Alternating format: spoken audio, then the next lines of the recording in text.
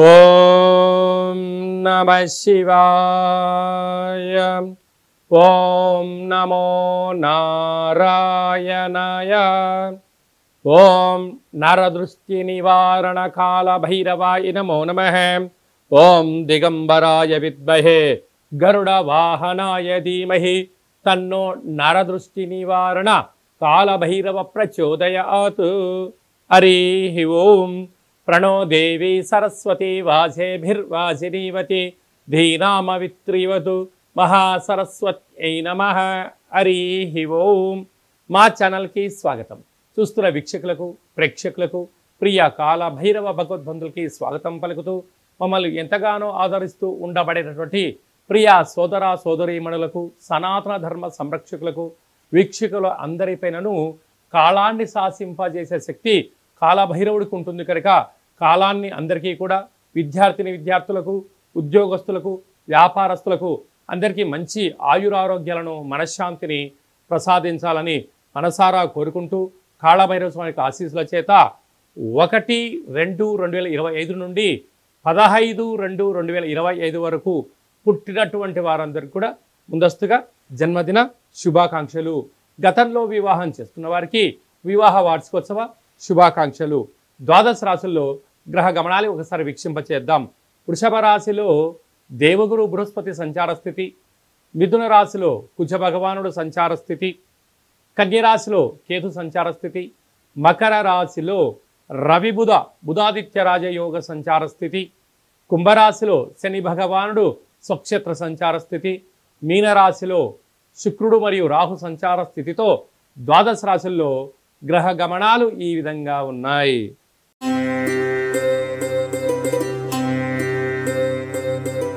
తులారాశి వారికి మాఘమాస శుద్ధాష్టమి అక్షయ అష్టమి సందర్భంగా ఎలాంటి విధి విధానం పాటించడం వలన తులారాశి వారికి విపరీతమైన రాజయోగం కలుగుతుంది. అష్ట కష్టాలకు స్వస్తి పలుకుతూ ఐశ్వర్యానికి ఆనందానికి విపరీతమైన రాజయోగానికి స్వాగతం ఎలా పలకాలో ఈ వీడియోలో సవివరంగా సంపూర్ణంగా తెలుసుకుందాం. తులారాశిలో ఏ నక్షత్రాలు వస్తాయనగా చిత్తా నక్షత్రంలోని 3వ పాదం 4వ పాదం, స్వాతి నక్షత్రంలోని 4 పాదాలు, విశాఖ నక్షత్రంలోని 1, 2, 3 పాదములు కలిపితే తులారాశి అవడం జరుగుతుంది. అలాగే చాలామందికి పుట్టినటువంటి కాల సమయంలో డేటా ఆఫ్ బర్త్లు లేనటువంటి వారికి పేరు యొక్క మొదటి అక్షరాన్ని అనుసరిస్తూ ఆ రాశిని తెలుసుకునే ప్రయత్నం చేద్దాం. రా, రీ, శ్రీ, రు, రే, రో, తా, టి, తు, టే అక్షరాల వారందరూ కూడా తులారాశి జాతకులే. తులారాశి అధిపతి శుక్ర భగవానుడు. వీరికి ఏడాది తర్వాత అర్ధాష్టమ రవి అర్ధాష్టమ బుధ సంచార స్థితి కనుక వీలైనంత వరకు తులారాశి వారు మీ జన్మ నక్షత్రం రోజున అష్టమి, పూర్ణిమ, అమావాస్య తిథులు ఎందున దూరావాయు జల ప్రయాణాలు పెట్టుకోవద్దు.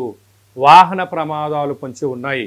పై అధికారులతో సహ ఉద్యోగస్తులతో కింది స్థాయి ఉద్యోగస్తులతో ప్రభుత్వ అధికారులతో వాగ్వివాదము మంచిది కాదు.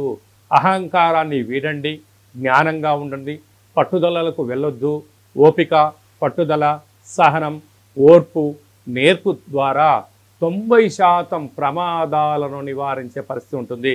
లేకపోతే నిప్పుతో నీటితో ఆయుధాలతో చెలగాటమాడిన, బ్యాంకు లావాదేవీలతో ఓటీపీలు దొంగలించబడి ధనము సర్వము కోల్పోవడం, కోర్టు పోలీస్ స్టేషన్ల మెట్లు ఎక్కడం, మానసికమైన స్థితి అనారోగ్యానికి దారితీసే పరిస్థితి ఉంటుంది.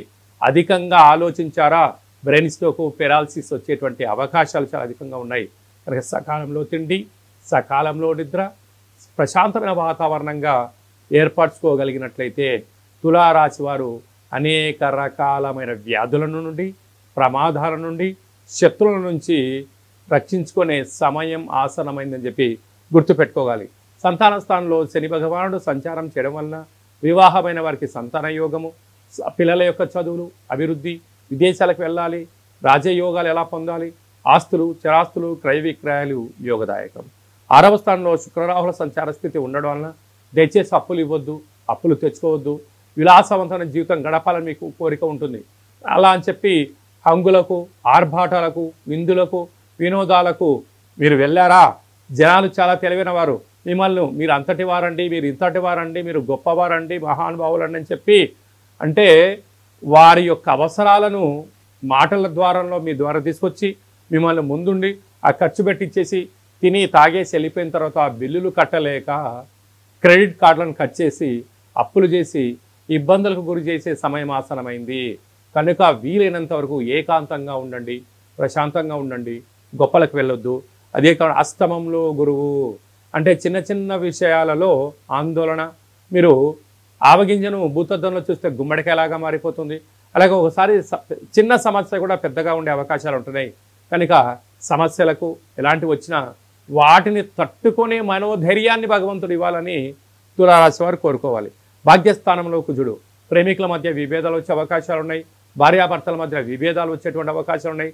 అన్నదమ్ములతో, అక్కాచెల్లతో, పార్ట్నర్షిప్ వ్యవహార కార్యక్రమాలతో వీలైనంత వరకు మౌనం, ధ్యానం, ఏకాగ్రత, గౌరవాన్ని పుచ్చుకోగలిగితే చాలా మంచి కాలము అని చెప్పి గమనించాలి. వ్యయంలో కేతు, ఒక్కోసారి అనుకుంటూ ఉంటారు అంతా నాకు తెలుసు, నీకేం తెలుసు అని అనుకుంటూ ఉంటారు. కానీ ప్రతి ప్రపంచంలో ప్రతి సూర్యోదయము కొత్త కొత్త విషయాలకు ప్రతి వ్యక్తి తెలుసుకోగలిసిందే. అంతా నాకు తెలుసు మనం ఎక్కడ అనుకుంటామో, అందరికీ అన్నీ తెలిసిన తర్వాత కూడా మనకేమీ తెలియకుండా వాళ్ళు చెప్తే అవునా అని మనం అంటాం చూడండి, అన్న పరిస్థితి తులారాశి వారికి ఎదురు చూస్తుంది. కనుక ఈ వీడియో మీరు చూస్తున్నారు అన్నట్లయితే కాళభైరవ స్వామికి సేవ చేసే సమయం ఆసన్నమైంది. కాళభైరవ స్వామికి ఆశీస్సులు మీపైన ఉండబోతున్నాయి అని చెప్పి గమనించగలేదు. కనుక కష్టకాలంలోనైనా ఆధ్యాత్మిక కాలంలోనైనా ప్రశాంతంగా ఉన్నప్పుడు కాళభైరవ స్వామి స్మరణ, ధ్యానము, దీపము, ముడుపు కట్టగలిగినట్లయితే కష్టాలకు స్వస్తి పలికి ఐశ్వర్యం మీ సొంతం అవుతుందని చెప్పి గుర్తుపెట్టుకోగలగాలి. ఇన్ని వేల వీడియోలో ఈ వీడియో చూడడమే కాళభైరవ స్వామికి ఆశీస్సులు మీ పైన ఉన్నాయని చెప్పుకోవడానికి నిదర్శనము. సాఫ్ట్వేర్, హార్డ్వేర్ ఉద్యోగస్తులు, వ్యవసాయ సోదరీమణులు, మార్కెటింగ్ రంగంలో ఉండబడిన వారు, యూట్యూబ్, వాట్సాప్, ఫేస్బుక్, క్రియేటివిటీ రంగాలుగా ఉండబడిన వారందరికీ కూడా దేవతారాధన అవసరం అని చెప్పి గుర్తుపెట్టుకోగలగాలి.